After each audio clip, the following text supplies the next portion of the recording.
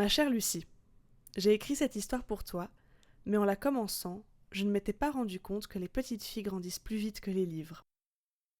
Finalement, tu es déjà trop âgée pour t'intéresser aux contes de fées, et quand celui-ci se trouvera imprimé et relié, tu seras plus vieille encore. Mais un jour viendra où tu seras suffisamment âgée pour recommencer à lire des contes. Alors tu descendras ce livre du haut de la bibliothèque, tu l'époussetteras et me diras ce que tu en penses. Je serai probablement trop sourd pour t'entendre et trop vieux pour comprendre un mot de ce que tu me diras, mais je demeurerai ton parrain affectionné, C.S. Lewis.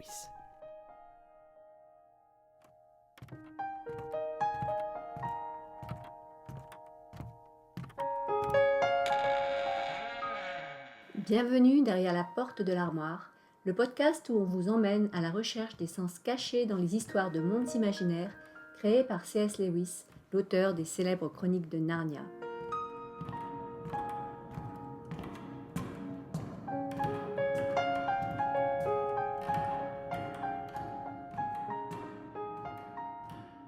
Bonjour Lula.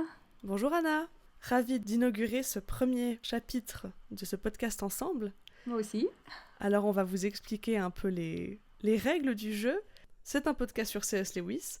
Nous commençons avec Le Lion, la Sorcière Blanche et l'Armoire Magique, et on vous encourage à lire les chapitres au fur et à mesure de votre écoute de ce podcast. Mais pour ceux qui n'ont pas le temps, pas le livre ou pas l'envie, ne vous inquiétez pas, à chaque épisode, vous aurez le résumé du chapitre pour pouvoir suivre le podcast sans avoir à avoir le livre sous les yeux. Ok, très bien. On y va pour le résumé du premier chapitre ?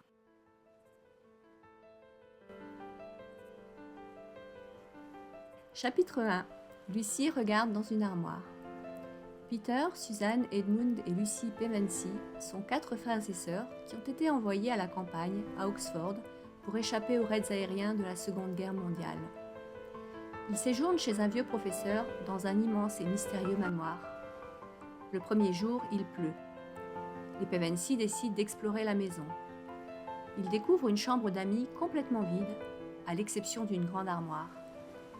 Ils quittent la pièce, sauf Lucie qui a envie de savoir ce qu'il y a dedans. Elle s'enfonce dans les manteaux de fourrure et se retrouve en plein milieu d'une forêt enneigée. Elle voit un réverbère et se demande ce qu'il peut bien faire là. Un peu plus loin, elle entend un bruit de pas sur la neige et se retrouve nez à nez avec un faune, une créature mi-chèvre, mi-homme. Le faune porte un parapluie et plusieurs paquets. Lorsqu'il aperçoit Lucie, il est tellement effrayé qu'il laisse tomber tous ses paquets. Une première chose qui m'a énormément touchée dans le début de ce livre, évidemment, c'est la dédicace, qui nous offre une des citations, j'ai l'impression, les plus connues de C.S. Lewis par le grand public. Un jour, tu seras assez vieille pour relire des contes. Pour recommencer à lire des contes, pardon. Et je trouve que ça parle à beaucoup de gens, j'ai l'impression que ça parle à beaucoup de gens, cette idée d'accepter l'enfant en soi, qui est une preuve de grande maturité, au fond. Moi, ce que j'aime bien aussi, c'est qu'il prend d'emblée un ton humoristique, il ne se prend pas au sérieux, alors que c'était quand même un professeur d'université. Là, il s'adresse à des enfants, et pourtant, il n'y a pas du tout de condescendance. Il est vraiment... il se met à leur niveau. Et en fait, quand il dit « Ma chère Lucie, j'ai écrit cette histoire pour toi », c'est pas complètement inventé. En fait, il a vraiment écrit cette histoire pour la fille de son ami, qui s'appelait Owen Barfield. Et donc, elle est née en 1935, et donc elle avait 12 ans quand il a commencé à écrire, mais elle avait 15 ans quand le livre a été publié. Donc, on peut imaginer qu'effectivement, elle n'était plus tout à fait à l'âge de lire des contes de fées. Il est passé lui-même par cette expérience, puisque... Il a eu un peu cette crainte de lire les contes de fées quand il avait 10 ans. Il dit que quand il avait 10 ans, il lisait les contes de fées en secret et il aurait eu honte qu'on le surprenne en train de le faire. Et puis ensuite, il dit « Maintenant que j'ai 50 ans, je les lis ouvertement ». Donc il est passé par cette expérience qu'il raconte ici. Oui, je trouve très intéressant. Je me demande si c'est culturel. Tolkien a aussi, je trouve, ce regard très pédagogique. C'est pas son œuvre la plus connue, mais il a écrit les lettres du Père Noël. De base, c'était que des lettres pour ses enfants qui ont été publiées dans un recueil que je recommande à tous les auditeurs s'ils ont envie d'une lecture légère et rapide pour les fêtes. Bon, il y a beaucoup de lettres, mais c'est assez drôle de voir la pédagogie où il taquine un peu son aîné, dans le sens où il dit je sais qu'il est trop vieux pour entendre parler de moi en parlant du Père Noël, et donc je trouve assez beau et assez finot, assez malin cette manière d'approcher avec pédagogie, de pas forcer la lecture, alors qu'il a quand même écrit des ouvrages absolument magnifiques pour sa filleule Lucie, mais de dire ben voilà, j'espère un jour tu pourras les lire au moment qui te sera le plus opportun. Ça, en tout cas, j'ai beaucoup aimé cette dédicace. Moi, j'avoue, j'ai découvert récemment les Chroniques de Narnia en lecture. Je suis de la génération qui a vu les films avant de lire les livres. Et je pense que je suis à un âge où j'apprécie de lire les contes de fées. Et voilà, ça m'a fait sourire parce qu'en effet, je pense que à, à 12, 13, 14, 15 ans, c'est pas l'âge où on a envie d'être vu avec un conte de fées à la main. Mais j'espère que tout le monde aura un jour la maturité et qui nourrira son cœur d'enfant pour pouvoir ouvrir un conte de fées avec plaisir. Ok, on y va pour le chapitre lui-même. Donc, on commence avec les 4 enfants qui sont recueillis à Oxford, à la campagne. Et donc là, encore une fois, il y a un élément autobiographique puisque C.S. Lewis lui-même habitait à Oxford et pendant la Seconde Guerre mondiale, il a accueilli des enfants chez lui qui fuyaient Londres et les bombardements. Et donc j'ai lu quelque part que Hitler ne voulait pas bombarder Oxford. Alors il y a plusieurs théories quant à ces raisons. Certains disent qu'il voulait en faire la capitale après la guerre. D'autres disent qu'il y avait un accord entre les Allemands et les Anglais et que les Allemands s'étaient engagés à ne pas bombarder Oxford et Cambridge et que les Anglais avaient également promis d'épargner des villes allemandes. Alors on ne sait pas quelle est la bonne version, mais ce qui est sûr, c'est que Oxford n'a pas été bombardé pendant la guerre, contrairement à Londres. Et donc là, encore une fois, ce qu'il raconte correspond à un vécu où lui est dans la peau du vieux professeur qui accueille les enfants. Est-ce qu'il disait de lui-même qu'il avait l'air bizarre? Dans le chapitre, oui, Oui, ah oui. il est présenté comme un peu effrayant, pas méchant, mais un peu particulier, en tout cas physiquement. Hmm. Euh, oui, il portait un regard assez humoristique sur lui-même. Alors, pas dans cette histoire-là, mais dans des lettres qu'il a écrites aux enfants. Il se décrit facilement comme étant gros, vieux, avec la figure rouge, etc. Enfin voilà, il a pas du tout. Encore une fois, il se prend pas trop au sérieux. Il se situe pas en position de supériorité par rapport aux enfants à qui il Non, et parle. c'est très agréable. On voit à quel point le style est oral. Il y a parfois quelques parenthèses dans le texte qui, euh, qui donnent vraiment l'impression d'une aparté, comme si on était assis au coin du feu et qu'il nous racontait une histoire. Ce qui rajoute Hmm. à ce côté très enrobant, très cocooning. Ce livre est réconfortant, même si on parle de sujets graves. J'ai vraiment l'impression qu'il fait du bien au cœur. Et ce côté tradition orale qui, en tout cas, je trouve, ressort beaucoup dans le texte est très agréable. Et comme on Hmm. disait avant, ça nourrit ce côté où il se prend pas trop au sérieux, où il essaye pas de prendre un air supérieur, mais vraiment il s'assied avec nous et il nous raconte une histoire. Oui, oui, on le verra tout au long du livre, ça, les petites interventions à droite, à gauche du narrateur, hein, comme là, il dit par exemple, ce professeur n'était pas marié et vivait dans une très vaste maison avec une gouvernante, Madame Macready, et 3 servantes. Entre parenthèses, elles se nommaient Ivy, Margaret et Betty, mais elles ne jouent pas un grand rôle dans l'histoire. Donc c'est un petit peu comme si vraiment il était le grand-père assis avec ses petits-enfants et puis voilà, il fait une petite remarque avant de continuer à raconter, quoi. C'est vraiment l'impression que ça donne. Alors on arrive ensuite au passage où ils se retrouvent dans leur chambre le premier soir. Là, les 4 enfants se retrouvent et ils discutent de ce qui leur arrive. Et là, il y a quelque chose qui est intéressant, c'est que leur caractère se dessine dès le début, hein, la première fois qu'on les rencontre. Et c'est une caractéristique de cette histoire, justement, et de toutes les chroniques de Narnia, c'est que, contrairement aux contes de fées classiques, bah, ici, les enfants ont une vraie personnalité qui va se confirmer, qui va se développer. On n'a pas des personnages statiques qui n'évoluent pas, hein, comme ça arrive souvent dans les livres pour enfants. Et là, en fait, on voit tout de suite leur caractère. On voit notamment leur caractère dans les animaux qu'ils mentionnent dans leur première discussion. Alors, je vais juste vous lire ce petit passage. Donc, il y a Peter qui dit « Avez-vous vu ces montagnes lorsque nous sommes arrivés? Et les bois? Il doit y avoir des aigles et des cerfs. Il y aura des faucons. Des blaireaux, renchérit Lucie. Des renards, ajouta Edmund. Des lapins, affirma Suzanne. » Alors, qu'est-ce que tu penses un peu de ces animaux-là qui sont mentionnés? Alors moi, j'adore les animaux, donc j'étais ravie d'imaginer toute la ménagerie. Je trouve déjà très drôle le mot blaireau. Il est difficilement traduisible en français. En anglais, il n'y a pas la même connotation dans la culture anglophone. On peut le voir notamment, c'est l'exemple qui m'est venu en tête dans les symboles des maisons Poudlard dans Harry Potter, où la maison Poufsouffle a comme emblème le blaireau.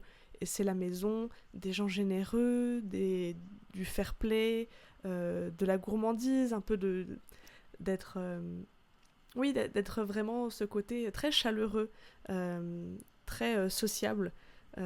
C'est un animal mignon, joueur, et il n'y a pas du tout cette connotation négative comme on peut l'avoir en français. Donc ça, j'ai trouvé mignon. Et c'est vrai qu'on voit aussi un peu un caractère qui se développe. J'imagine que si Lucie était dans Harry Potter, ce serait une Poufsouffle. Mais peut-être que j'extrapole. Alors, tu as raison, hein, effectivement, la connotation négative qu'on a en français, elle n'existe absolument pas en anglais. Et le blaireau, c'est un animal sympathique aux yeux de C.S. Lewis. Et notamment, on va le voir par la suite dans Le Prince Caspian, hein, qui est le 2e volume, où on a un personnage de blaireau. Et il représente la fidélité, principalement. Les animaux n'oublient pas, les animaux se souviennent, les animaux sont fidèles au passé, sont fidèles au... voilà, ne sont pas traîtres, hein, c'est dans ce sens-là, si tu veux, ne trahissent pas. Donc il y a une connotation totalement positive pour le blaireau, t'as raison. Ouais. Ensuite, il y a le renard pour Edmund. Renard, un animal ambigu dans Narnia. On peut en trouver des deux côtés, du mauvais côté et du bon côté. Il y a ce côté intelligent, ce côté rusé. Qu'est-ce que tu peux m'en dire de plus? Oui, alors clairement ici, donc bon, on va pas trop spoiler, mais clairement ici c'est un symbole négatif, hein, de fourberie et de tromperie. Mais effectivement, il y aura des personnages de renards sympathiques. On en rencontrera un dans quelques chapitres. Et puis, c'est pas non plus quelque chose qui est une fatalité. Et comme tu dis, il y a une ambiguïté. Ça peut aussi être une qualité positive. Mais on y reviendra quand on aura l'occasion de revoir Edmund et la façon dont il va évoluer. Mais là, clairement, ici, c'est négatif. Ouais, tout à fait. Par contre, tu me disais qu'il y a une traduction américaine qui a changé le terme renard, qui a d'ailleurs été restauré. Oui. Le mot renard a été remis dans les traductions les plus modernes. Tu peux m'en dire quoi? Oui, c'est ça. Alors en fait, dans la traduction américaine, à un moment donné, pour Edmund, ils ont mis le serpent, donc nettement plus négatif, et ils ont mis le renard pour Suzanne. Mais ensuite, ça a été retransformé, et toutes les traductions aujourd'hui ont le renard et le lapin pour Edmund et Suzanne. Oui, c'est intéressant de mettre le serpent. C'est vrai que là, peu importe la langue, il y a quand même un aspect assez négatif. Il est aussi dans les 4 maisons de Poudlard, mais tout à fait. On va pas débattre là-dessus. Le serpent, en dehors de ce côté plus froid, c'est une créature à sang froid, c'est pas un mammifère, il n'y a pas ce côté émotionnel. Les gens peuvent les trouver beaux, mais c'est pas très mignon, un serpent. Ça a aussi une connotation profondément biblique. Dans la Genèse, c'est le tentateur, celui qui va manipuler Ève pour pouvoir manger le fruit dans le jardin. Et on a vraiment ce côté un peu cause perdue qui ressort beaucoup moins dans l'aspect renard, qui est plus ambigu, mais qui est moins définitif. Et le lapin pour Suzanne, petit lapin mignon, un peu craintif. Ouais. Alors c'est ambivalent, hein, c'est ambivalent, c'est-à-dire que d'un côté, effectivement, le lapin, Encore une fois, il y a aussi des lapins sympathiques à Narnia. Et le lapin, bien sûr, représente la douceur. Et Suzanne est un personnage qui va être caractérisé par la douceur. Mais en même temps, il y a aussi l'idée de peur et de manque de courage dans l'idée du lapin. Et encore une fois, c'est quelque chose qu'on va retrouver plus tard. Et C.S. Lewis a écrit un essai qui s'appelle Homme ou lapin. Et dans cet essai, eh bien, il encourage les êtres humains à être des hommes et pas des lapins. Et là, dans cet essai, il caractérise le lapin comme étant un animal manquant de courage. Voilà, donc ici, il y a aussi un petit côté négatif, mais encore une fois, ambivalent. Et puis donc, Peter, lui, les aigles, les cerfs, les faucons, hein, donc là, on a des animaux qui représentent la noblesse, la royauté, et puis aussi l'aventure. Hein. Mais Peter, c'est toujours celui qui aime l'aventure. L'aventure, et c'est des... J'allais dire, c'est pas des animaux d'enfants. Il parle pas des fans, il parle du cerf. Et juste avant, dans le texte, on voit à quel point Suzanne et Peter prennent un rôle de parents qui peut-être être un peu... Les chaussures sont un peu grandes pour eux. On voit aussi une réalité de la guerre, la nécessité de prendre soin des plus jeunes, même quand on est très jeune nous-mêmes. Parfois, ils vont le faire avec maladresse, ils vont le faire avec sincérité. Ils ont un petit frère et une petite sœur à s'occuper. Mais je trouve assez beau, mais assez grave la manière dont C.S. Lewis en parle. Il fait pas comme si c'était normal. J'ai l'impression qu'il voit vraiment à quel point c'est problématique, mais il pouvait pas faire autrement. Et on voit un homme marqué par sa génération, par le fait qu'il ait vécu 2 guerres mondiales et qu'il a vu tout l'éventail des difficultés que cela pouvait apporter pour tout le monde, pour toutes les couches de la société, pour tous les âges. Et des fois ça peut être drôle, mais on voit que c'est amer en son cœur, et je pense qu'avec les yeux d'adulte, quand on le lit, on voit à quel point ça peut être problématique. Et de voir ce Peter qui grandit trop vite, qui est forcé de grandir trop vite, c'est triste. Et parfois ça va faire un peu des dégâts, mais bon, c'est l'époque qui veut ça. Alors tout ça, c'est le soir, ils font plein de projets, et puis le lendemain, tous ces projets tombent à l'eau, c'est le cas de le dire, hein, puisqu'il pleut. Alors, cette idée de contrariété qui va en fait permettre l'aventure, c'est quelque chose qui est très courant dans les histoires. En général, hein, souvent les histoires commencent avec un élément comme ça qui a l'air totalement négatif, mais qui va permettre l'aventure, hein, parce que s'ils avaient joué dehors, toute l'histoire qui va suivre n'aurait pas eu lieu. Hein. Donc cette pluie, elle va finalement être bénéfique.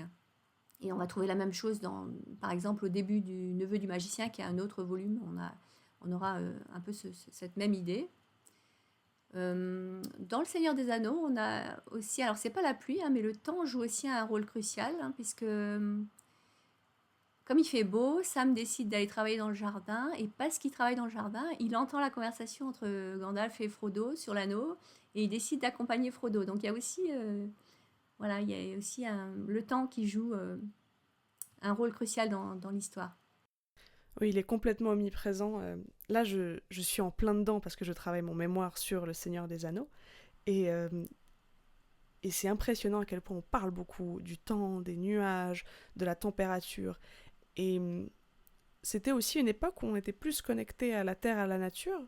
Il faut pas oublier que ces livres ont des décennies, bientôt un siècle, bientôt dans 20 ans, mais on est quand même pas à la même époque. Et il y a des aspects tellement résolument modernes dans ces textes qu'on oublie à quel point on est quand même dans une époque différente, qui était beaucoup plus connectée à ce qui se passait autour, avec aussi, et pour C.S. Lewis et pour Tolkien, des hommes qui se sont battus pendant la Première Guerre mondiale, et j'imagine bien que la météo pouvait changer beaucoup de choses, affecter beaucoup de choses. Donc des hommes marqués qui ont réussi à ne pas se laisser consumer par les douleurs, par les amertumes, par les traumas, mais qui ont réussi à en faire quelque chose de beau, et l'un et l'autre. Et personnellement, je suis touchée et honorée de pouvoir avoir leur œuvre dans les mains et de pouvoir voir à quel point ils ont réussi de faire quelque chose de précieux avec des choses horribles qui n'avaient rien de beau à la base. Et c'est une idée qui est biblique aussi, hein, qu'on trouve aussi dans la Bible, hein, cette idée d'éléments négatifs, de contrariété qui va permettre des choses positives par la suite, hein. Donc, bon, on n'a peut-être pas le temps de rentrer dans les détails, mais je pense à des personnages comme Joseph ou comme Esther, qui ont, dans l'Ancien Testament, hein, qui ont connu des situations vraiment assez terribles, et finalement, il en est sorti beaucoup de bien, en particulier pour Joseph. Ah, tout à fait, mais je pense que c'est un des thèmes principaux de la Bible. À partir du premier problème de la Bible, depuis la chute, donc le serpent qui tente Ève, qui mange le fruit, Dieu n'abandonne jamais, et peu importe ce que peuvent faire les humains, de bons comme de moins bons, Dieu réussit à trouver un chemin, à trouver un moyen de rédemption, et c'est assez touchant. Ça se voit dans la Bible, ça se voit aussi, peut-être à moindre mesure, mais quand même à une mesure importante dans Narnia. Hmm. Donc, à cause de cette pluie, ils décident d'explorer la maison, et puis ils arrivent dans une pièce vide, où se trouve l'armoire. Et là, je ne sais pas si tu as remarqué, il y a un petit détail, sur le rebord de la fenêtre, il y a une mouche morte. Et d'ailleurs, si tu as vu le film, hein, oui, tu m'as dit que tu avais vu le film, J'ai vu le film, oui. cette mouche, elle est aussi présente dans le film. Et ça m'avait frappé qu'il la montre, cette mouche morte sur le rebord de la fenêtre. Tu la trouves importante? Alors, oui et non, enfin, il n'y a jamais de détails complètement inutiles, hein, chez Lewis, hein, comme chez tout grand auteur. Donc, elle a un sens. Après, bon, je pense pas qu'il faille chercher non plus un grand symbolisme, mais pour moi, c'est l'idée que ce lieu est complètement abandonné et qu'il est oublié. C'est un endroit à maison qui est jamais où jamais personne ne va. Donc, c'est vraiment l'idée que on est dans un endroit, voilà, qui est devenu mystérieux parce qu'il est abandonné et oublié. Et on va trouver la même idée après avec la naphtaline. La naphtaline qui est dans l'armoire, hein, c'est quelque chose qu'on met dans les armoires quand on les ouvre pas pendant très longtemps, hein. Donc c'est quelque chose pour nos plus jeunes auditeurs, hein, qui connaissent peut-être pas la naphtaline. C'était des petites boules blanches qui sentaient atrocement mauvais d'ailleurs, et que nos grands-mères mettaient dans leurs armoires pour la période de l'été, quand on n'ouvrait pas l'armoire et qu'on sortait pas les pulls, etc., pour éviter que les mites mangent les vêtements. Et donc, c'est l'idée que, voilà, on n'y va pas, hein, c'est oublié, c'est abandonné. C'est drôle, j'ai toujours pensé, mais moi je réfléchis peut-être un petit peu trop, que c'était une mouche qui s'était faufilée à Narnia et qui était repartie et qui avait eu peut-être un problème d'espace-temps et qu'elle était morte à cause du changement temporel. Mais je pense que je réfléchis un peu trop pour la mouche. Tu as sûrement raison. Ok, alors Lucie entre dans l'armoire, et puis le narrateur précise qu'elle ne ferme pas la porte parce que c'est stupide de s'enfermer dans une armoire. T'as vu ça? Oui, on sent venir le pic. Hmm. Alors en fait, cette remarque, elle va être précisée plusieurs fois. Donc même déjà dans ce chapitre-là, ça va être répété plusieurs fois. Et ensuite, chaque fois qu'il rentre dans l'armoire, il va y avoir cette précision, hein. C'est très stupide de s'enfermer dans l'armoire. Et il y a une raison à ça. Moi, je me posais la question, je me demandais pourquoi il avait précisé autant de fois. Et je suis allée faire quelques recherches et j'ai trouvé que il avait fait lire le manuscrit à justement la mère de Lucie. Avant de publier le livre, donc la mère de Lucie qui s'appelait Maud Barfield, et au père de Lucie aussi, donc ils avaient lu le manuscrit en 1949, et puis une des choses qui ne plaisait pas à Maud, c'était justement le fait qu'elle avait peur que des enfants s'enferment dans une armoire après avoir lu cette histoire, et donc Louis lui avait promis qu'il rajouterait un avertissement dans le livre, et donc il n'en a pas ajouté un, mais 5 en tout. Voilà, donc pour tous nos auditeurs et auditrices, Voilà. c'est stupide de s'enfermer Voilà. dans les armoires. Comme ça, il y en aura un sixième. Donc elle entre dans l'armoire, et puis c'est une expérience qui passe par les sens. Elle ne voit plus rien, elle est dans le noir, hein, et donc on a les autres sens qui sont concernés, hein. Il y a le toucher, il y a le toucher des fourrures. Il y a l'odeur, elle mentionne l'odeur, la bonne odeur des fourrures, elle aime bien. Et après, elle sent les branches d'arbres, etc. Et, voilà, il y a vraiment toute une expérience sensorielle. On pourrait dire aussi que c'est un peu une expérience de naissance, hein, parce que elle est d'abord dans un monde qui est tout noir et chaud, Et puis elle passe dans ces passages étroits, et puis ensuite elle se retrouve dans un monde froid et à la lumière, hein. Donc voilà, en tout cas, on pourrait voir ça comme une expérience de naissance. Alors c'est même quelque chose qui a été mentionné, notamment dans le film Shadowlands. Alors Shadowlands, en français, je crois que c'est Les Ombres du cœur, si je ne me trompe pas. Donc c'est un film qui raconte la vie de C.S. Lewis, et c'est Anthony Hopkins qui joue le rôle de C.S. Lewis. Et donc dans ce film, il y a une scène où Lewis est au pub avec ses amis, et il y en a un qui blague sur la possible interprétation freudienne de l'armoire et qui se moque un petit peu de Lewis. Donc voilà, c'est une idée assez répandue, mais en l'occurrence, je ne pense pas qu'elle soit stupide. Je pense qu'il y a quelque chose de la naissance dans ce passage. C'est le début des aventures, c'est l'entrée dans un nouveau monde, et le début d'une aventure spirituelle aussi. Oui, puis on se laisse porter, c'est vrai que c'est sensoriel, c'est bien écrit, donc on y est avec Lucie. Et ça, c'est quelque chose aussi de profondément biblique. On voit que C.S. Lewis aime les enfants, dans le sens où il voit leurs valeurs, il les prend au sérieux, il voit que c'est vraiment des petits êtres humains en devenir, et ça, c'était vraiment assez extraordinaire pour l'époque, on est avant Françoise Dolto. Et donc, cette idée que Lucie découvre sans jugement. Et ça, c'est biblique parce que c'est... Jésus dit, venez, laissez venir à moi les petits-enfants. En vérité, je vous le dis, celui qui arrivera au royaume des cieux, je paraphrase évidemment, c'est celui qui sera comme ces petits-enfants. Cette idée que ils ne sont pas dans le jugement, ils ne sont pas dans la peur du nouveau, mais que tout est une naissance. C'est beau, et je trouve que dans ces passages où on voit Lucie qui est la plus petite, mais qui est l'héroïne au fond, c'est celle qui porte le nom de sa filleule. On voit qu'il aime les 4 enfants qu'il dépeint là, mais on voit que Lucie est quand même qui a une place privilégiée, c'est elle qui découvre Narnia.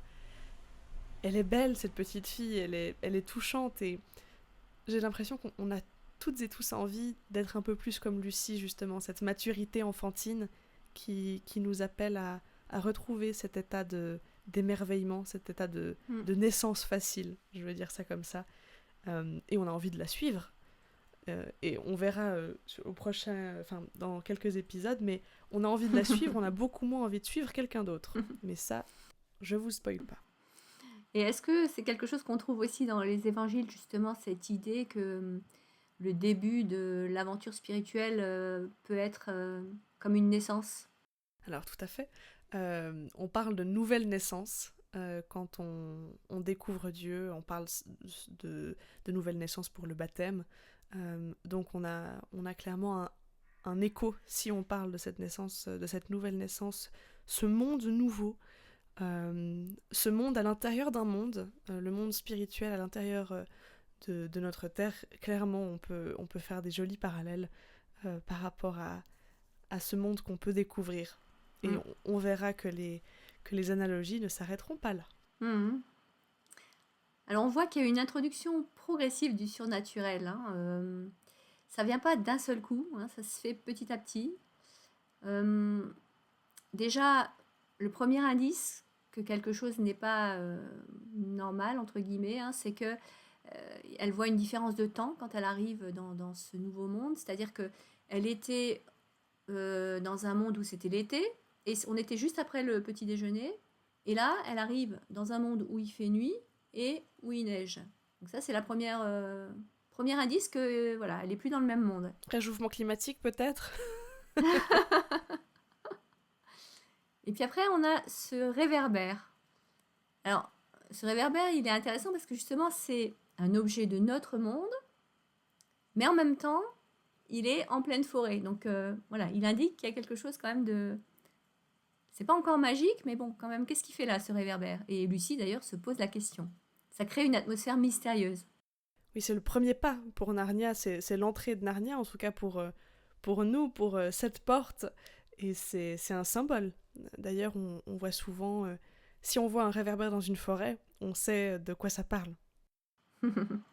Ouais, et puis après, bien sûr, il va y avoir la rencontre du faune, et là, on va plonger dans le surnaturel pour de bon, hein, mais ça se fait vraiment de façon progressive.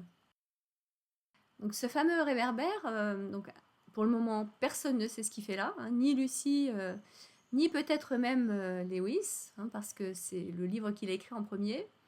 Mais ensuite, il va donner une explication sur sa présence dans un autre volume, Le Neveu du Magicien, qui sera dans la chronologie d'un Narnia le premier, mais c'est un des derniers qu'il a écrit. Et donc, on peut. Voilà, c'est sûr et certain que Lewis lui-même ne savait pas à ce moment-là, quand il a écrit L'Armoire magique, ce que ce réverbère faisait là, hein. Donc, c'était juste pour faire mystérieux. Mais après, il va expliquer pourquoi il est là. Et ça va être très sympa.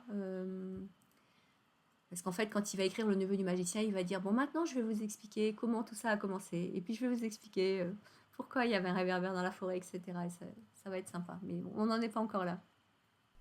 D'ailleurs, si vous vous demandez pourquoi on commence avec le lion, la sorcière blanche et l'armoire magique, je vous invite à écouter notre épisode introductif où on vous expliquera tout. Ouais, tout à fait. Ça me fait penser aussi à la façon dont Lewis lui-même raconte comment il a commencé à écrire Narnia, hein, comment il a eu l'idée, hein. Il a écrit un petit article pour le Radio Times en 1960, parce qu'on lui demandait souvent hein, comment est-ce qu'il avait eu l'idée d'écrire Narnia. Et donc il a écrit un petit article qui s'appelle Tout a commencé avec une image. Alors je vais juste vous lire un petit extrait de ce qu'il écrit dans cet article. Donc le lion, alors le lion c'est le lion, la sorcière blanche et l'armoire magique. Le lion a commencé avec l'image d'un faune avec un parapluie et des paquets dans un bois enneigé. Cette image était dans ma tête depuis l'âge de 16 ans. Et un jour, quand j'ai eu environ 40 ans, je me suis dit, essayons d'en faire une histoire. Encore une fois, toi qui aimes bien Tolkien, il a vécu un petit peu quelque chose de similaire, hein. On dit qu'il a écrit sur une copie d'examen un jour une phrase comme ça, dans un trou dans la terre vivait un hobbit, et il n'avait aucune idée de ce qu'était un hobbit, il ne savait pas du tout, hein, et ça s'est développé ensuite. Et puis J.K. Rowling, elle a vécu aussi un peu la même chose avec Harry Potter. Donc elle, c'était dans un train. En 1990, elle était dans un train, et d'un seul coup, elle a eu aussi des images, comme Lewis, elle a eu des images dans la tête. Elle a vu un jeune garçon. Ce jeune garçon ne savait pas qu'il était sorcier. Et le train a eu beaucoup de retard. Et elle a dû patienter pendant 4 heures dans ce train. Et elle n'avait pas de stylo et elle avait envie d'écrire. Mais elle était trop timide pour demander un stylo à un voisin. Et donc, elle essayait de se souvenir de tout ce qui lui venait à la tête. Et quand elle est rentrée, elle s'est précipitée pour écrire tout. Et après, bon, il lui a fallu des années pour le finir, ce livre. Mais c'est comme ça que ça a commencé, en tout cas. Et donc, c'est intéressant de voir que voilà, chez ces 3 auteurs, il y a eu en tout cas un commencement qui a été similaire, avec des choses qui sont arrivées comme ça. On ne sait pas d'où elles venaient. C'est assez fascinant.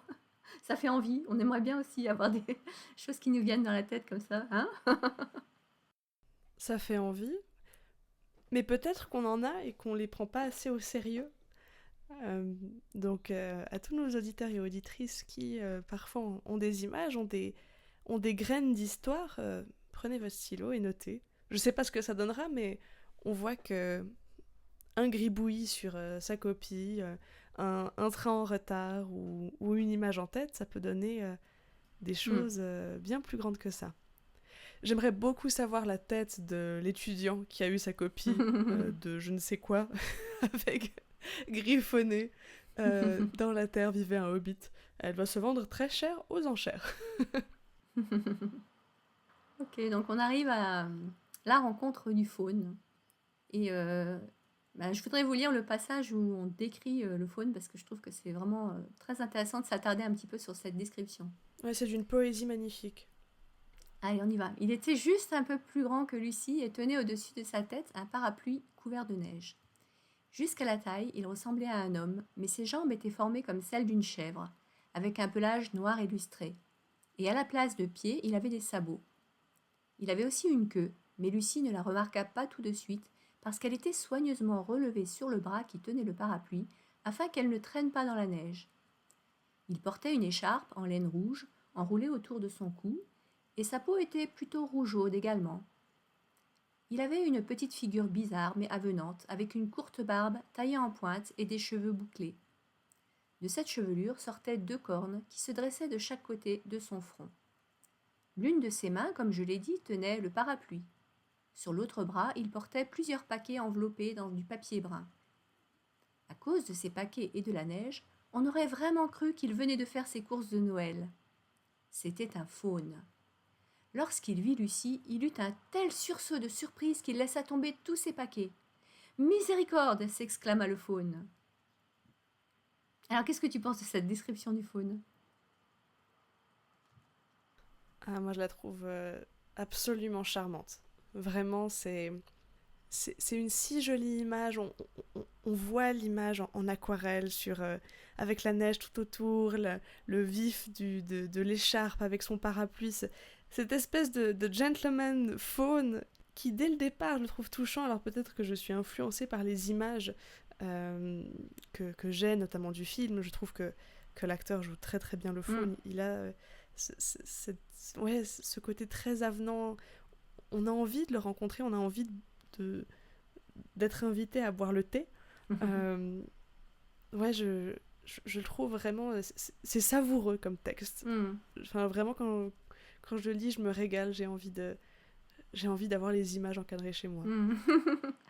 Alors moi, ce que j'aime particulièrement, c'est que c'est un parfait mélange de familier et de surnaturel, hein. Comme tu disais, voilà, il a un look gentleman, hein, le gentleman très british avec son parapluie, qui fait attention que sa queue ne traîne pas par terre, voilà, hein. Et puis en même temps, voilà, ce côté complètement surnaturel, hein, puisque c'est un faune. Et d'ailleurs, alors en français, il dit miséricorde, mais en anglais, il dit goodness gracious me. Et ça, c'est une expression qui est hyper british et même un peu vieillotte, hein. Moi, j'ai passé un an en Angleterre et j'ai entendu des personnes qui disaient ça, mais plutôt des personnes d'un certain âge, hein. C'est vraiment, c'est pas du tout quelque chose qu'on entendra par exemple aux États-Unis, hein. C'est vraiment voilà, une expression qui fait très très british. Et donc, voilà, alors pour l'époque, hein, il était familier du lecteur à l'époque, de l'enfant qui lisait ça, hein, puisqu'il ressemblait à un gentleman qu'ils auraient pu croiser dans la rue. Et en même temps, voilà, il y a ce côté surnaturel.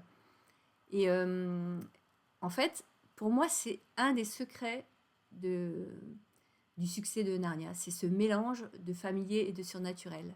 C.S. Lewis a écrit un essai sur Shakespeare, hein, donc le grand auteur Shakespeare anglais, et il admirait beaucoup Shakespeare. Et c'est rigolo parce que dans cet essai, il dit justement que ce qui est merveilleux chez Shakespeare, c'est ça. C'est le mélange de familier et de surnaturel. Et donc, je trouve ça extraordinaire que lui-même, quelque part, il a réussi à faire ça. Je ne sais pas s'il s'en est rendu compte, mais je vais juste vous lire cette citation. Donc, ce qu'il dit sur Shakespeare, il dit: la marque de Shakespeare est simplement celle-ci, avoir combiné deux espèces d'excellence qui ne sont à un degré remarquable combinées par aucun autre artiste, à savoir la splendeur imaginative du lyrisme le plus élevé et la présentation réaliste de la vie et du caractère humain. Donc l'imagination et puis le côté réaliste. Et donc voilà, là il fait un très grand compliment à Shakespeare, mais je trouve que lui, il a fait ça aussi avec Narnia. Et une chose où je trouve qu'il a un magnifique équilibre aussi dans ce dernier paragraphe du premier chapitre, c'est. J'ai l'impression que ce passage pourrait parler à tout le monde, dans le sens où cette description, je trouve, appelle à une certaine mélancolie euh, qui vient par nécessité avec l'âge adulte, de retrouver justement cette image un peu encadrée, cette poésie, on est peut-être plus sensible à ça quand on est grand. Et ce comique inversé c'est le faune qui est tout paniqué, qui sait pas quoi faire devant la petite fille, euh, Mm, qui, je pense, est un humour assez enfantin, qui peut faire rire tout le monde, mais qui, je pense, plaira particulièrement aux enfants. mm, Et là, je trouve que c'est une masterclass, pour bien parler français, où j'ai l'impression que tout le monde se régale avec un passage comme ça. Toutes les personnes qui sont un peu sensibles à ces mm, histoires, on ait 5 ans ou 95 ans, on se régale. Et ça, c'est beau, c'est touchant, et mm, ça donne envie d'en avoir plus. mm. Ouais.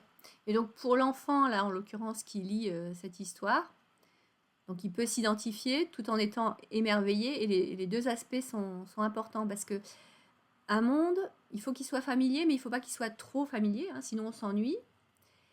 Et il faut qu'il soit étrange, mais il ne faut pas qu'il soit trop étrange, sinon on perd tout intérêt parce qu'on ne se sent pas concerné. Et là, je trouve que vraiment, il arrive parfaitement à le rendre suffisamment familier et suffisamment étrange pour que ça marche. Voilà, pour moi, c'est encore une fois, je trouve que c'est une des choses qui fait que j'aime beaucoup Narnia et je pense que je suis pas la seule. Ouais, je suis parfaitement d'accord avec toi. C'est touchant de justesse. Mm. Alors, on est arrivé à la fin du chapitre 1. Et donc, on vous invite à nous rejoindre au prochain épisode pour savoir la suite, pour savoir ce que Lucie et le faune vont se dire. Voilà, à très bientôt. Merci de nous avoir accompagnés pour cette nouvelle aventure derrière la porte de l'armoire. Vous pouvez nous retrouver sur toutes vos applis de podcast, ainsi que sur Facebook, derrière la porte de l'armoire, et Instagram, derrière la porte de l'armoire, tout attaché et sans accent. Si vous avez aimé cet épisode, n'hésitez pas à vous abonner à la chaîne, à nous mettre un pouce bleu ou quelques étoiles ou encore un commentaire. Ça nous permettra de mieux nous faire connaître. Vous pouvez aussi nous envoyer vos suggestions, remarques, questions sur les réseaux ou par mail sur derrière la porte de l'armoire@gmail.com, tout attaché, sans accent et sans majuscule. À très bientôt pour un nouvel épisode.